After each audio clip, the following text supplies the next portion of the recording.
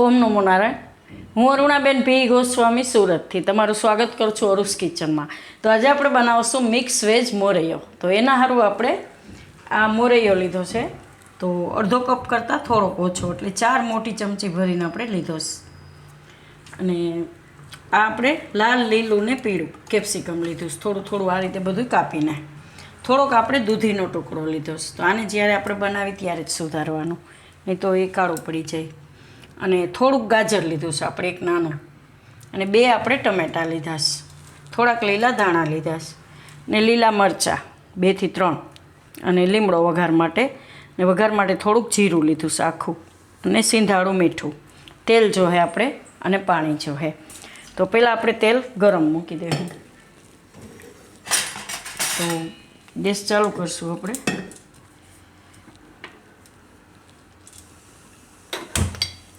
એમાં આપણે તેલ નાખીશું.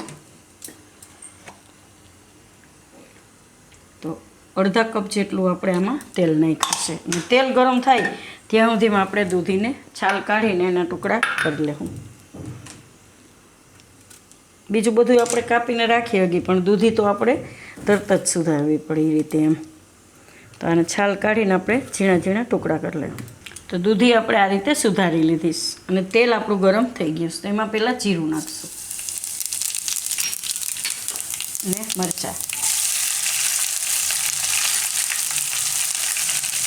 અને લીમડાના પાન.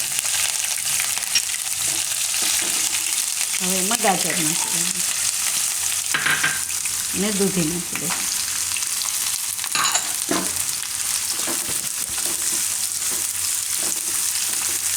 આને થોડીક વાર પાકવા દઈશું.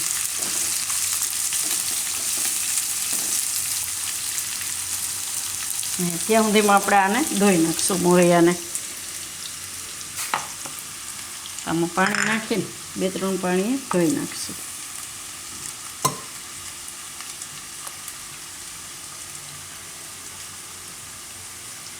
આ રીતે એને ધોઈ નાખીશું, પાણી કાઢી નાખીશું. તો મોરૈયો આપણે ધોઈ લીધો છે. અને ગાજરને એને થોડીક વાર પકાવી લીધો છે. હવે એમાં આપણે કેપ્સિકમ નાખી દઈશું.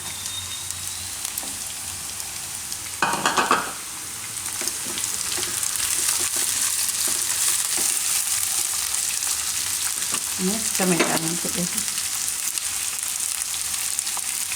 આમાં આપણે હવે મીઠું નાખી દઈશું, સિંધાડું સ્વાદ પ્રમાણે.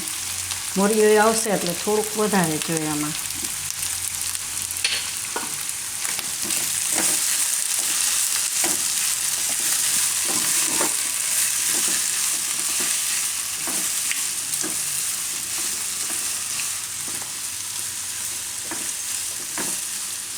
હવે એમાં આપણે આ મોરૈયો ધોયો એ નાખી દેવું. હાંબો કે મોરૈયો જે કહેતા હોય.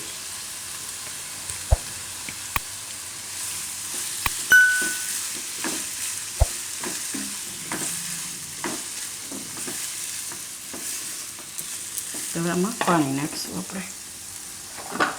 તો અત્યારે આપણે આ 2 વાટકી ભરીને નાખીશું પાણી.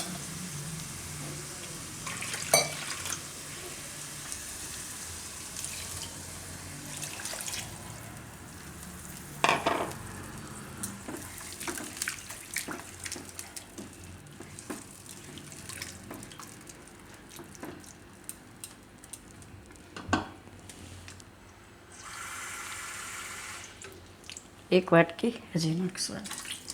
તો 3 વાટકી આપણે એમાં પાણી નાખીશું. ગેસ ફૂલ કરી દેવાનું. આને આપણે પકાવી લેવું. વચ્ચે વચ્ચે હલાવી લેવાનું એમ. મોરૈયો કેટલું પાણી પીએ એ પ્રમાણે તમારે જોઈએ, પણ આટલું તો જોઈએ જ એમ. જરૂર પડે તો પછી નાખવાનું એવું લાગે તો. તો આને આપણે 5 થી 6 મિનિટ પકાવ્યો છે. તો એકદમ સરસ મોરૈયો આપણો પાકી ગયો છે આ રીતે. અને પાણી એકદમ પરફેક્ટ છે. તો 1 વાટકી જેટલો મોરૈયો હતો તો આપણે 3 વાટકી પાણી નાખ્યું હતું આમાં. અને આને થોડુંક આ રીતે ઢીલી જ રાખવાની, કેમ કે આ નહીં તો ઠંડુ થાય ને એટલે એકદમ કેમ કે જામી જાય એવું થઈ જાય. એટલે સેજ આ રીતની ઢીલી રાખો ને તો ખાવામાં તમને મજા આવશે એમ. એ થોડીક વારમાં થઈ જાય જાડી એમ. નહીં તો સેજ તમે કઠણ રાખશો ને તો ખાવાની મજા નહીં આવે, મોઢામાં પેલું લાગશે એમ. તો તો એમાં લીલા ધાણા નાખી દઉં આપણે અને મિક્સ કરી નાખીશું.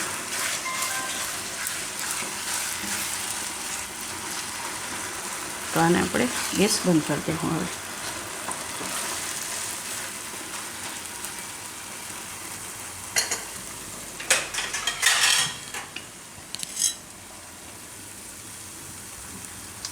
પ્લેટમાં કાઢી લેવું. એકદમ સરસ મજા આવે એમ ખાવાની.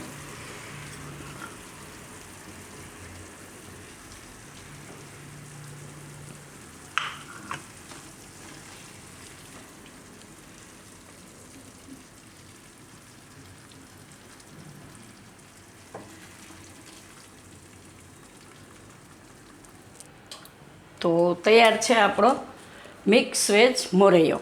તો જો તમને મારી આ રેસીપી પસંદ આવી હોય તો એને લાઇક કરજો, શેર કરજો અને મારી ચેનલને સબસ્ક્રાઈબ કરજો અને બેલ આઇકન દબાવવાનું ના ભૂલતા.